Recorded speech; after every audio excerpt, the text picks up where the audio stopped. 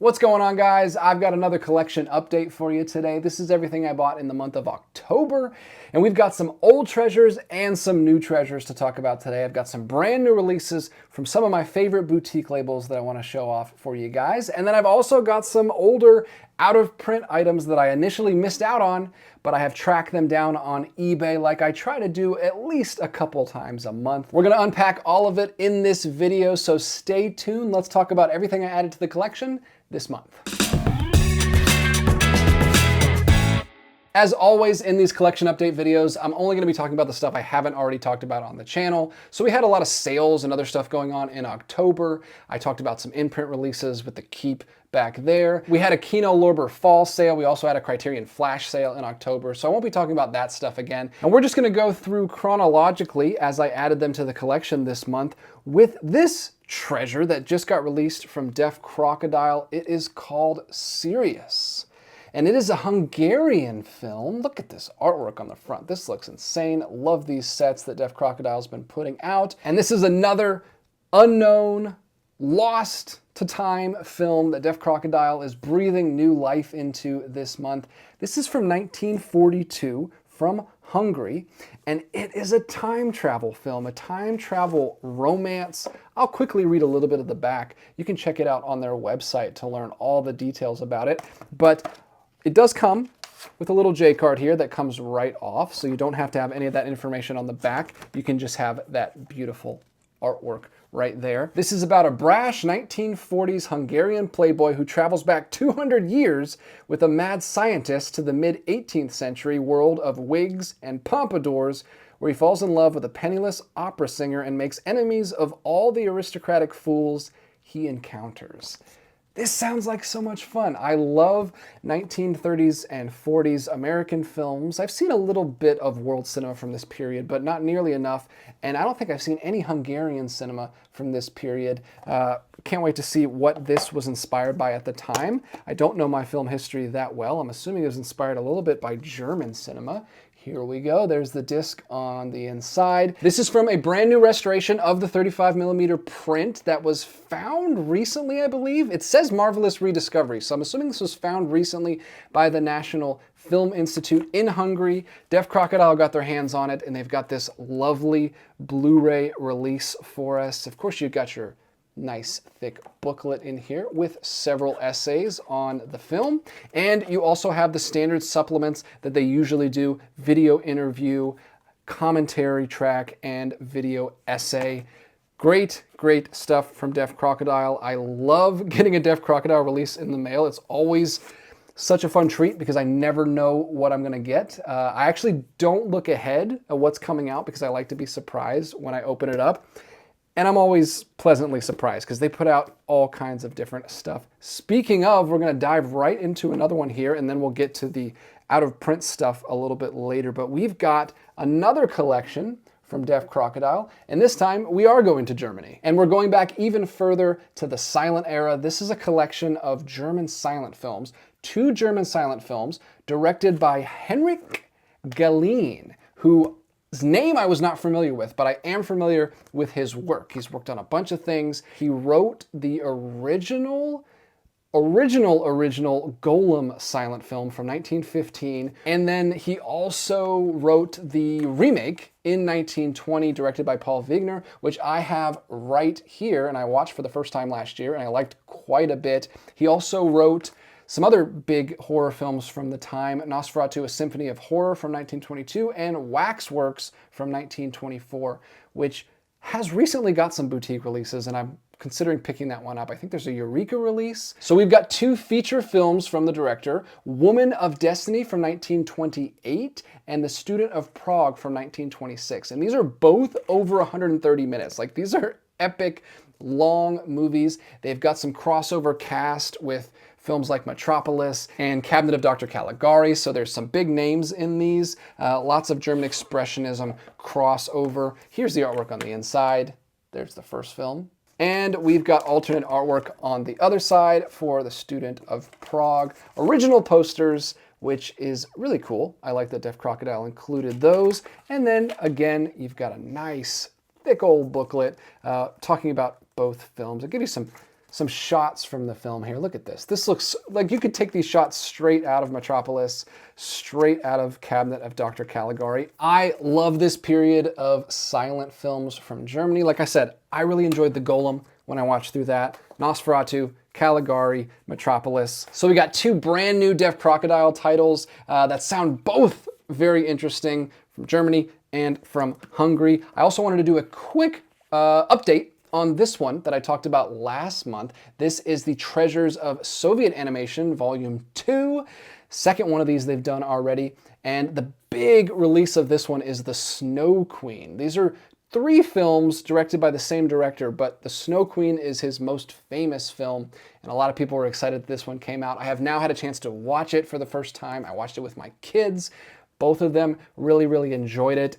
Totally something you can watch with your kids. It is not in English, obviously. It is a Soviet film, so you're gonna have to read the subtitles to them. But my son is 7 and my daughter is 5. My son is reading a lot right now. He's really getting into reading, so he likes reading subtitles. He likes the challenge of it. Obviously, he can't keep up all the time, but he likes trying to read where he can, and I read the rest of them to them, doing silly, funny voices. It's great. Get your kids into classic animation. I highly recommend these films, and I can't wait to check out The Scarlet Flower and The Key. The Snow Queen is just a classic fairy tale adaptation. I've never read the original Snow Queen, actually, but I'm assuming this is a somewhat faithful adaptation. Snow Queen is very serious. She's just like this elemental being, this creature, kind of similar to the Snow Woman myth in like Japanese folklore. She's just represents winter. Very simple story about 2 best friends, a boy and a girl. The boy gets kidnapped by the Snow Queen, and we just follow the girl as she goes on a quest to save him. And it's a brutal quest that she goes through. It's a lot of kind of short little vignettes of her going to different places, and she meets up with a lot of interesting characters along the way. There's a really classic kind of horror section where she ends up at this castle, but there's also some comedy in that section as well. There is other characters that she meets up with along the way, including a very memorable other little girl who is a part of this like traveling group of thieves. That was a really great scene. There's also some just beautiful, gorgeous animation with all kinds of different animals and the elements that she's traveling through.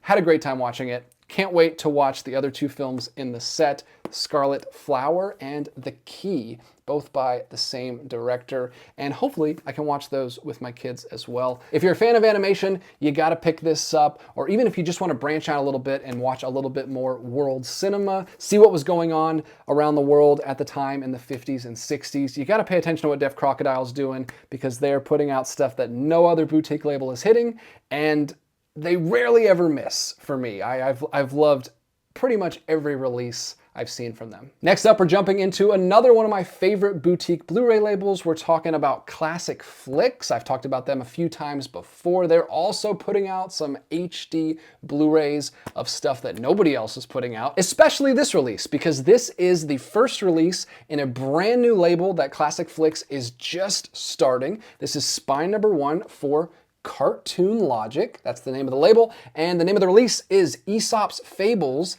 the 1920s, Volume 1. More classic animation. Yes, and this is 1920s animation. This is early stuff, fundamental stuff, super influential, inspired Walt Disney himself. There is a quote from Walt Disney that he hoped someday to make animated films as good as the Aesop's Fables. And he did. He went on to, do some of the best animation of all time. But at the time, in the early 1920s, these were wonderful. And they still are today. These are HD restorations of the original films. They look great. I watch a lot of like animated shorts with my kids. Thunderbean Animation has been doing great releases. I've mentioned a couple of these on the channel before. I've got the Technicolor Dreams release. They've got Gulliver's Travels, which is another 1939 animated film that came out the same year as Snow White. Halloween Haunts, I mentioned recently in my Halloween video. Tom and Jerry, complete collection I picked up recently, and then the Yuletide Flickers, which I'll be popping in just a month here. Every December we watch through those. So I've been watching Thunderbeam, and they do a good job with the restorations, but this is like pristine. These look really, really good. For their first release, they knocked it out of the park. Aesop's Fables was a series of animated shorts from the 1920s, and I think it may have gone even beyond that, but this is just volume 1. They're directed by Paul Terry, who later got really successful with his Mighty Mouse series, but this is his earlier work. It is from 1921 to 1928, so the first Aesop's Fables short to the end of the 1920s with Dinner Time, which is the first theatrical cartoon with synchronized sound ever released. So the first synchronized audio cartoon. These look great. These are not as much depth and shading as you would see in later Disney stuff like the Mickey Mouse stuff or the Silly Symphonies. These remind me more of the 1910s, of the 1920s, some of the stuff Fleischer was doing with Coco the Clown and Betty Boop. They also kind of remind me of like the Mutt and Jeff cartoons and the early Alice cartoons that Walt Disney was doing. It looks a little bit like that kind of style, more simple with the backgrounds, but there's also a lot of stuff with language in here that I really enjoyed from the time. There's a lot of word balloons, characters are thinking, characters are talking, and it's showing on screen instead of like intertitles like you would have to do with a live action film or a live action short at the time. You got all of these word balloons popping out of people's heads and question marks and exclamation points. So that was cool to see some early examples of that kind of stuff because those techniques have survived all the way to this day. They still show up in manga and anime. We just had K-pop Demon Hunters like take the world by storm this year, and it's probably going to be nominated for Best Animated Picture, and it's still doing all of those kind of word balloons and exclamation points around their heads. So that was fun, and that was another reason that I enjoyed watching this with my kids. I haven't said that yet, but I watched through this disc with my kids almost. I haven't quite finished it. We have like 4 cartoons left. But my kids really enjoyed this, again, especially my 7-year-old who is learning to read, and he was able to read the word balloons and some of the text that comes on screen. I will say the earlier ones, like the first couple, are a lot wordier. There's a lot more words on the screen, so I had to read quite a bit of that to the kids as we were going through. But as they go on, they kind of do less and less of that, and it is just the word balloons, and they're smaller, and they're just used for like comedic effect. These also are very loosely based on Aesop's Fables. They are not direct adaptations. Again, early on, they do more of that. They're adapting like specific tales. There's even like the Fox and the Crow and some classic ones that you'll recognize. As they go on, they start doing their own thing. They start developing their own characters. The same farmer and the same dog and the same cat and mouse keep showing up, and they kind of branch off and do their own thing. But those first few were really fun because a lot of stuff from this period, like if you watch the early Disney stuff, there's not really any story. They're just experimenting with sound and synchronization and what they can do with animation. So there's not really much of a story. But since those first few are adapting specific Aesop's Fables, you have a story and you stick to it. And it's pretty fun for early 20s animation to see them basically straight up adapting stuff. And it is fun to see them go their own way and start forming their own little universe as it goes along. As far as bonus features go on this disc, you do get audio commentaries on every single short, which is amazing for animation nerds and film nerds like myself, because I like to get that backstory. You also get an alternate cut of one of the shorts, Dinner Time, and 2 Charlie Chaplin shorts on here that were directed by John Terry, Paul Terry's older brother. Here is the artwork on the inside, or on the disc, I should say, and then underneath the disc, you get this, a full rundown of every single one of the shorts. They give you the name of the short, the exact date it was released, June 26, 1921 is the first one, and then you get a little bit of information about the print that it came from. So really nice. Love that they're starting this animation label.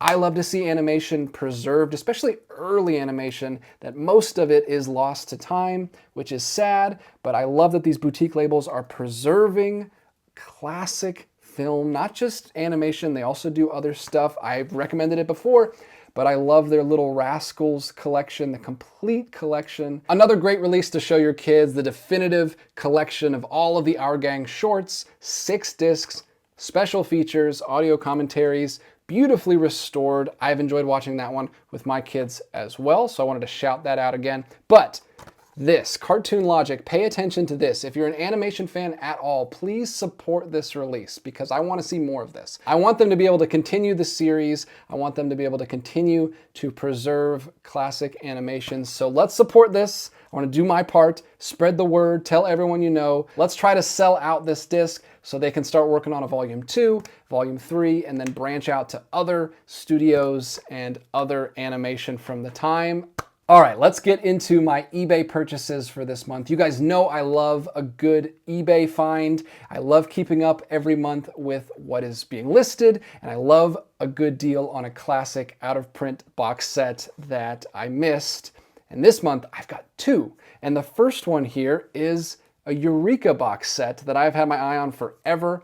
Usually goes from what I've seen, over $100. It's usually sold overseas and not from the States. So there's usually like a ton of shipping, like $20, $30 shipping. Finally found it from a US seller for an amazing price, like around $50. I think $54, $55 is what this cost me. Couldn't pass it up.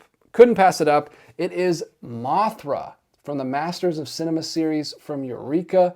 Look at this release. This is so eye-catching. I can't wait to put this back there on the shelf.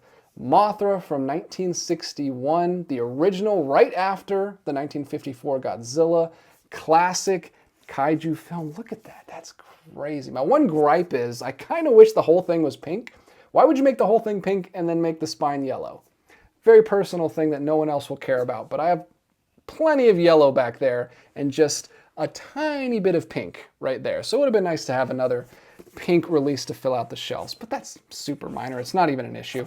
We've got the case in here with the original poster on there, which is super cool. Again, all pink on the inside. There's the disc with the alternate artwork of the new artwork on the other side. Special edition Blu-ray, some special features on there. And you've also got a poster, which Eureka doesn't always do. So that's kind of cool. So I'll open this up. Original poster right there. And another original poster. So 2 original posters.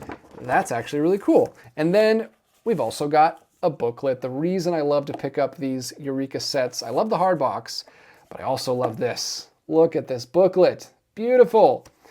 Oh, what is this, 60 pages? Like, I can't wait. I can't wait to dive into this. I wish I had picked this up earlier. Again, another one that would have been perfect to watch in October, but there's always next year. Mothra finally going on the shelf back there.